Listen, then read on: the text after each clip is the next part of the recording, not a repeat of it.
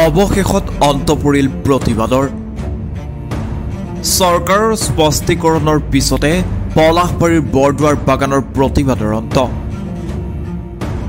দক্ষিণ কামৰূপৰ পলাশবাৰী সমষ্টিৰ বৰদুৱাৰ বাগানৰ হাজাৰ বিঘা ভূমি আদানী গোষ্ঠীক প্ৰদান কৰাৰ এক তথ্যহীন প্ৰচাৰত অঞ্চলটোৰ ৰাইজে বিগত সময়ছোৱাত অব্যাহত ৰাখিছিল প্ৰতিবাদী কাৰ্যসূচী কোনোৱে ৰাজনৈতিক স্বাৰ্থ সিদ্ধিৰ বাবে যে বৰদুৱাৰ বাগান অঞ্চলৰ ৰাইজক চৰকাৰৰ বিৰুদ্ধে প্ৰৰোচনামূলকভাৱে প্ৰতিবাদত নামিবলৈ বাধ্য কৰাইছিল সেয়া এতিয়া স্পষ্ট হৈ পৰিছে কিয়নো উক্ত অঞ্চলৰ কোনো ভূমিয়ে এতিয়ালৈকে আদানী গোষ্ঠীক গতাই দিয়াৰ চৰকাৰে কোনো ব্যৱস্থা গ্ৰহণ কৰা নাই এই সন্দৰ্ভত ইতিমধ্যে ৰাজ্য চৰকাৰৰ ফালৰ পৰা ৰাইজক স্পষ্ট কৰাৰ লগতে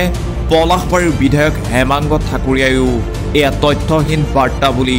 ৰাইজক স্পষ্ট কৰি দিছিল চৰকাৰৰ এই স্পষ্টীকৰণৰ পিছতে বাগান বৰদুৱাৰ অঞ্চলৰ ৰাইজে প্ৰতিবাদ স্থগিত কৰিবলৈ বাধ্য হয় যোৱা 13 তাৰিখৰ যি প্ৰতিবাদী সভা আপোনালোকৰ চেনেলমে যেনেধৰণে গোটেই অসম জুৰি বজাইছে আৰু সেইটো আমাৰ কাৰণে বহুত ভাল কাম হৈছে বুলি ধৰিছোঁ কাৰণ যোৱাকালি আমাৰ এমএলএ এটা স্পষ্টীকৰণ দিছে আজি 16 তাৰিখে আমাৰ কামৰূপ জিলা গ্ৰাম্যৰ ডিসি মহোদয়ে এটা স্পষ্টীকৰণ দিছে য'ত আজি আমাৰ এটা প্ৰতিবাদী শোভাযাত্ৰা আছিলে আৰু সেই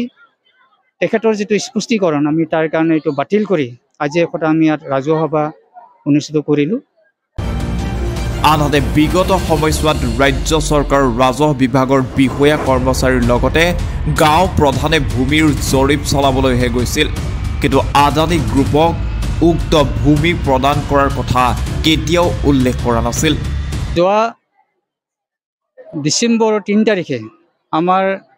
বিধায়ক মহোদয়ে আমাৰ চাৰ্কল অফিচাৰক ৰাখি আমাৰ এই বৰদুৱাৰ বাগানতে এখন ৰাজহুৱা সভা অনুষ্ঠিত কৰিছিলে আৰু এই সভাখন ৰাজহ মন্ত্ৰীৰ নিৰ্দেশত হৈছিলে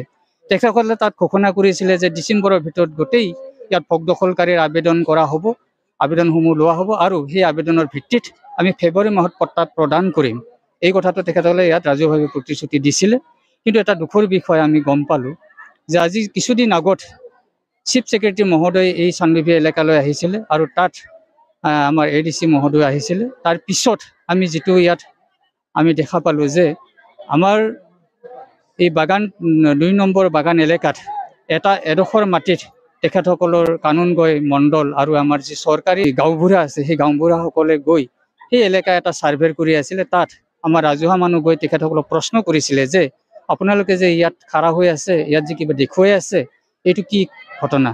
তেতিয়া তেখেতসকলে কৈছিলে যে এই মাটিখিনি চৰকাৰে অধিগ্ৰহণ কৰিব অধিগ্ৰহণ কৰাৰ পাছত চৰকাৰেহে জানিব ইয়াত কি ব্যৱস্থা গ্ৰহণ কৰে এনে পৰিস্থিতিত বৰদুৱাৰ বাগান অঞ্চলৰ ৰাইজক প্ৰতিবাদ কৰিবলৈ কোনে পৰিচিত কৰিলে সেয়াহে হৈ পৰিছে ৰহস্যৰ বিষয় bureau report the global news